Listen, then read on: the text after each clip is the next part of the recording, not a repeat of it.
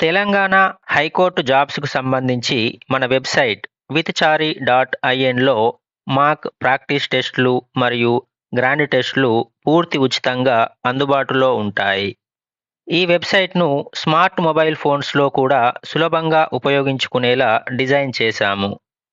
కాబట్టి మీరు ఎప్పుడైనా, ఎక్కడైనా ఈజీగా ప్రాక్టీస్ చేయవచ్చు.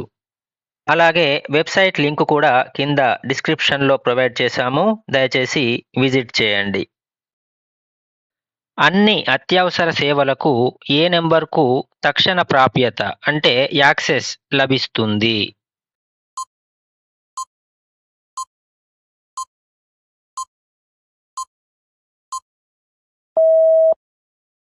వన్ 112 భారతదేశ వ్యాప్తంగా పోలీస్ 100, ఫైర్ 101 మరియు అంబులెన్స్ 102 ఆర్ 108 వంటి వేర్వేరు అత్యవసర సేవలన్నింటినీ కలిపి కేంద్ర ప్రభుత్వం 112 నంబర్ను ఏకీకృత అత్యవసర హెల్ప్‌లైన్ నంబర్‌గా ప్రవేశపెట్టింది.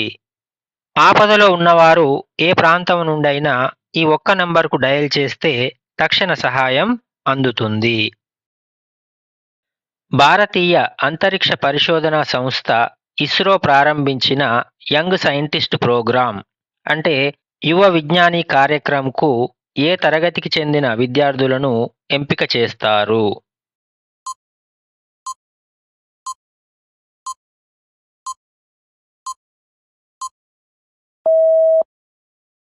తొమ్మిదవ తరగతి. భారతీయ అంతరిక్ష పరిశోధనా సంస్థ ఇస్రో పాఠశాల విద్యార్థులలో అంతరిక్ష పరిశోధనల పట్ల ఆసక్తిని పెంచడానికి యువిక అంటే యువ విజ్ఞాని కార్యక్రమం అంటే యంగ్ సైంటిస్ట్ ప్రోగ్రామ్ అనే కార్యక్రమాన్ని నిర్వహిస్తుంది. దీనికోసం దేశవ్యాప్తంగా ప్రతి ఏటా 9వ తరగతి చదువుతున్న విద్యార్థులను ఎంపిక చేసి వారికి అంతరిక్ష సాంకేతికత మరియు విజ్ఞానంపై ప్రాథమిక అవగాహన కల్పిస్తారు. ఒకే ప్రపంచ కప్‌లో 5 సెంచరీలు సాధించిన ప్రపంచపు తొలి బ్యాట్స్‌మెన్‌గా నిలిచిన భారత క్రికెటర్ ఎవరు?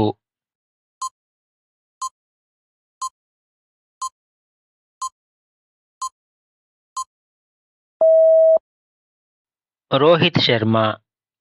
భారత క్రికెటర్ రోహిత్ శర్మ 2019 వన్డే ప్రపంచ కప్‌లో అద్భుత ప్రదర్శనతో ఒకే ప్రపంచ కప్‌లో 5 సెంచరీలు సాధించిన ప్రపంచపు తొలి మరియు ఏకైక బ్యాట్స్‌మెన్‌గా చరిత్ర సృష్టించారు. 2019 జూలై 6న శ్రీలంకతో జరిగిన మ్యాచ్‌లో 103 పరుగులు చేయడం ద్వారా 2015 ప్రపంచ కప్‌లో 4 సెంచరీలు సాధించిన కుమార సంగక్కర శ్రీలంక పేరిట ఉన్న రికార్డును రోహిత్ శర్మ బద్దలు కొట్టారు.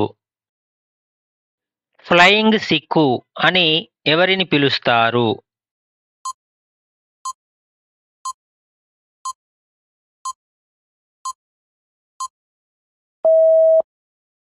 మిల్కా సింగ్. భారత దిగ్గజ అథ్లెట్ మిల్కా సింగ్‌ను ఫ్లయింగ్ సిక్కు అంటే ది ఫ్లయింగ్ సిక్ అని పిలుస్తారు. 1960లో పాకిస్తాన్‌లో జరిగిన ఒక పరుగు పందెంలో అక్కడి మేటి రన్నర్ అబ్దుల్ ఖాలిక్‌ను ఓడించిన తర్వాత అప్పటి పాకిస్తాన్ అధ్యక్షుడు ఆయూబ్ ఖాన్ మిల్కా సింగ్‌కు ఈ బిరుదును ఇచ్చారు. మిల్కా సింగ్ ఆసియా క్రీడలలో 4 బంగారు పతకాలు సాధించారు. క్రింది వాటిలో యుఎన్ఓ ఏజెన్సీ ఏది?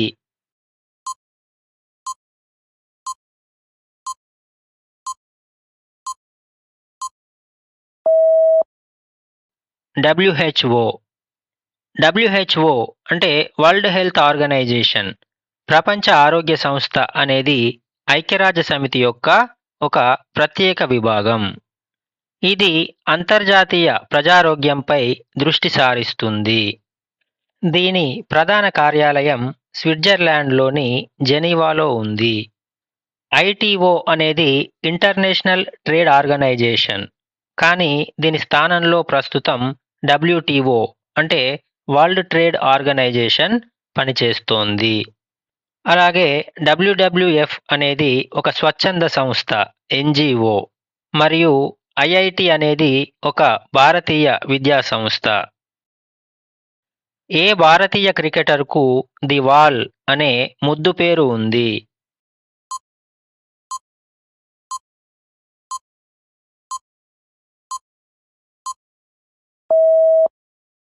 రాహుల్ ద్రావిడ్. భారత మాజీ క్రికెటర్ రాహుల్ ద్రావిడ్ను ది వాల్ అనే ముద్దు పేరుతో పిలుస్తారు. టెస్ట్ క్రికెట్లో ఆయనకున్న అద్భుతమైన ఏకాగ్రత, గంటల తరబడి క్రీజులో నిలబడి ప్రత్యర్థి బౌలర్లను విసిగించి వికెట్ పడకుండా అడ్డుకునే నైపుణ్యం వల్ల ఆయనకు ఈ పేరు వచ్చింది. ఆయనను మిస్టర్ డిపెండబుల్ అని కూడా పిలుస్తారు. డిస్కవరీ ఛానెల్లో మ్యాన్ వర్సెస్ వైల్డ్లోని ఒక ఎపిసోడ్లో ఏ భారతీయ నాయకుడు కనిపించారు?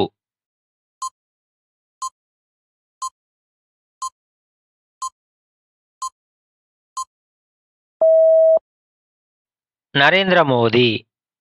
భారత ప్రధానమంత్రి నరేంద్ర మోదీ 2019లో డిస్కవరీ ఛానెల్లో ప్రసారమైన ప్రసిద్ధ అడ్వెంచర్ షో మ్యాన్ వర్సెస్ వైల్డ్లో ప్రముఖ అడ్వెంచరర్ బేర్ గ్రిల్స్తో కలిసి కనిపించారు. ఈ ప్రత్యేక ఎపిసోడ్ ఉత్తరాఖండ్లోని జిమ్ కార్బెట్ నేషనల్ పార్కులో చిత్రీకరించబడింది. వన్యప్రాణుల సంరక్షణ మరియు పర్యావరణ మార్పులపై అవగాహన కల్పించడం ఈ ఎపిసోడ్ ప్రధాన ఉద్దేశం. గురుదేవ్ అనే బిరుదు ఎవరికి బహుకరింపబడింది?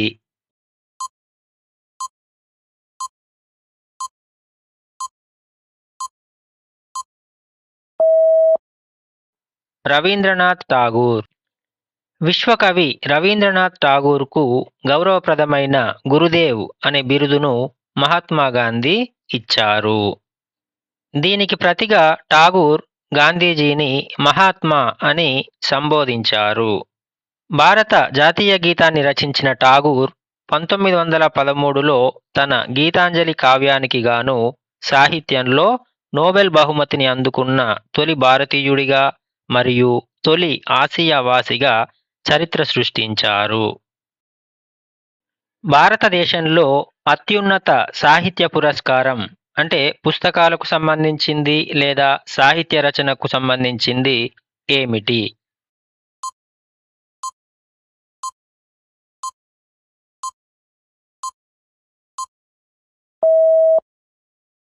జ్ఞానపీఠ్ పురస్కారం.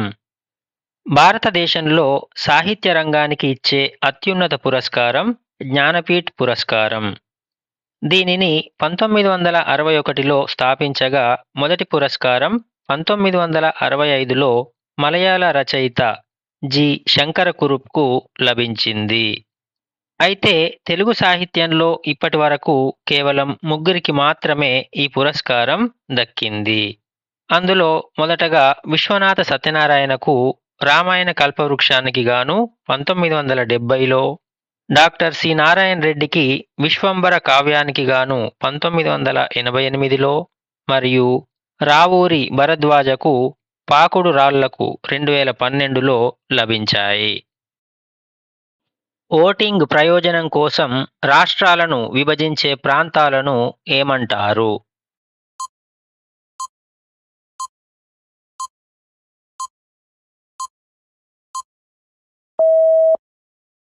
నియోజకవర్గాలు.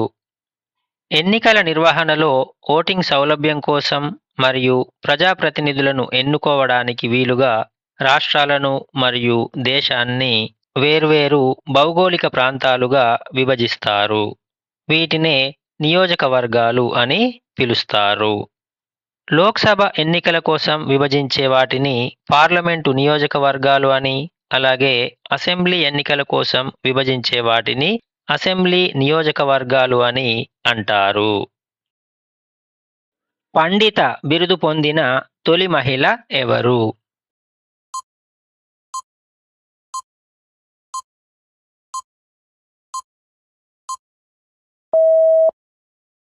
రమాబాయి సరస్వతి. భారతీయ సమాజంలో మహిళల విద్య మరియు హక్కుల కోసం పోరాడిన గొప్ప సంఘ సంస్కర్త పండిత రమాబాయి. సంస్కృత భాషలో ఆమెకున్న అపారమైన పాండిత్యాన్ని గుర్తించి కలకత్తా విశ్వవిద్యాలయం ఆమెకు పండిత మరియు సరస్వతి అనే బిరుదులను ప్రదానం చేసింది. ఈ బిరుదులు పొందిన తొలి మహిళ ఆమె. 1889లో బొంబాయిలో వితంతువుల కోసం ఆమె శారదా సదన్ అనే సంస్థను స్థాపించారు. భారతదేశంలో మధ్యాహ్న భోజన పథకాన్ని ప్రవేశపెట్టిన మొట్టమొదటి రాష్ట్రం ఏది?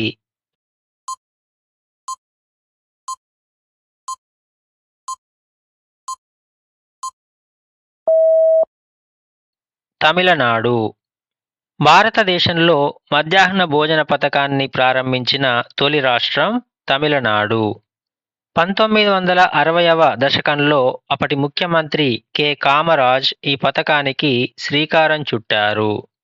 1995లో కేంద్ర ప్రభుత్వం ఈ పథకాన్ని దేశవ్యాప్తంగా ప్రవేశపెట్టగా 2001లో సుప్రీంకోర్టు ఆదేశాల మేరకు అన్ని రాష్ట్రాల్లో ఈ పథకం తప్పనిసరిగా అమల్లోకి వచ్చింది.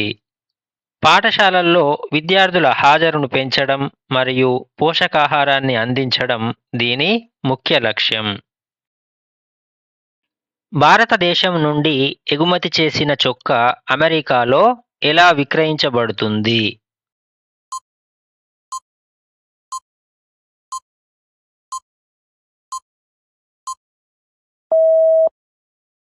డాలర్లలో. అమెరికా యొక్క అధికారిక కరెన్సీ అమెరికన్ డాలర్. కాబట్టి అమెరికా కేవలం భారతదేశం నుండే కాక ఏ దేశం నుండి వస్తువులు దిగుమతి చేసుకున్నా అమెరికా మార్కెట్లో వాటిని స్థానిక కరెన్సీ అయిన డాలర్లలోనే విక్రయిస్తారు. భారతదేశంలో సెన్సార్షిప్ యొక్క గడ్డుకాలం ఏది?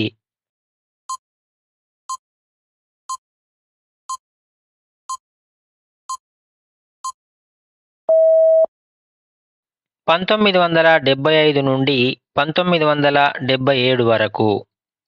భారతదేశంలో 1975 నుండి 1977 వరకు విధించబడిన జాతీయ అత్యవసర పరిస్థితి కాలాన్ని సెన్సార్షిప్ యొక్క అత్యంత గడ్డుకాలంగా పరిగణిస్తారు. అప్పటి ప్రధాని ఇందిరాగాంధీ హయాంలో పత్రికా స్వేచ్ఛపై తీవ్రమైన ఆంక్షలు విధించారు. వార్తాపత్రికలు ఏ వార్తనైనా ప్రచురించే ముందు ప్రభుత్వ అనుమతి తీసుకోవాల్సి వచ్చేది. భూకంప తరంగాలను కొలవడానికి ఉపయోగించే పరికరాన్ని ఏమంటారు?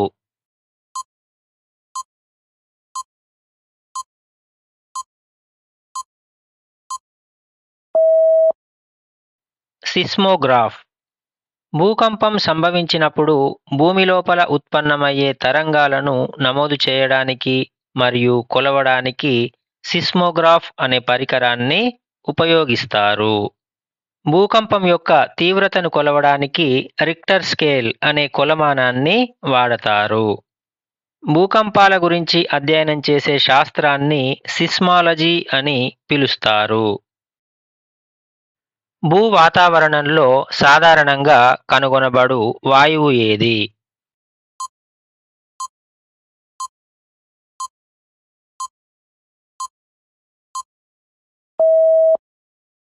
నైట్రోజన్. భూ వాతావరణంలో అత్యధికంగా మరియు సాధారణంగా కనిపించే వాయువు నైట్రోజన్. ఇది వాతావరణంలో సుమారు 78% వరకు ఉంటుంది. దీని తర్వాత ఆక్సిజన్ సుమారుగా 21% ఉంటుంది. మిగిలిన 1%లో ఆర్గాన్, కార్బన్ డయాక్సైడ్ మరియు ఇతర వాయువులు ఉంటాయి. క్రింది వాటిలో ప్రపంచంలోని ఎత్తైన రోడ్డు మార్గం ఏది?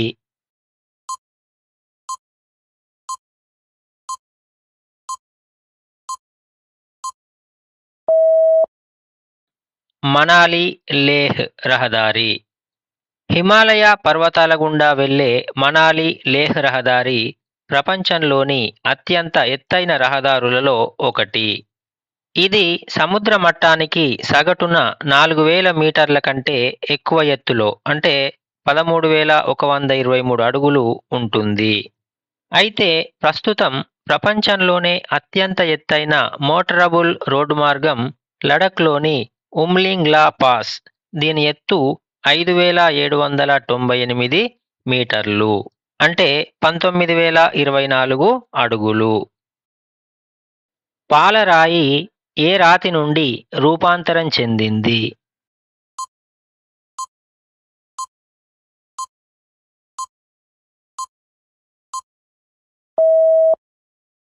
సున్నపు రాయి.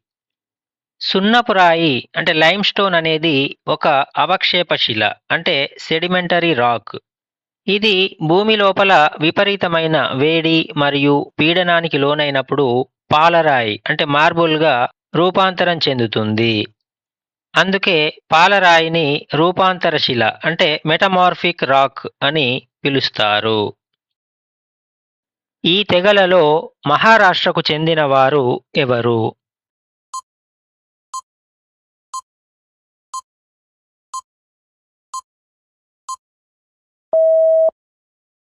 కోలీలు.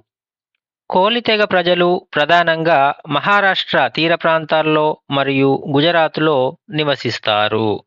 వీరు సంప్రదాయబద్ధంగా మత్స్యకారులు మరియు వ్యవసాయదారులు. వీరు ముంబై నగర మూలవాసుల్లో ఒకరు. రజియా సుల్తాన్ తండ్రి ఎవరు?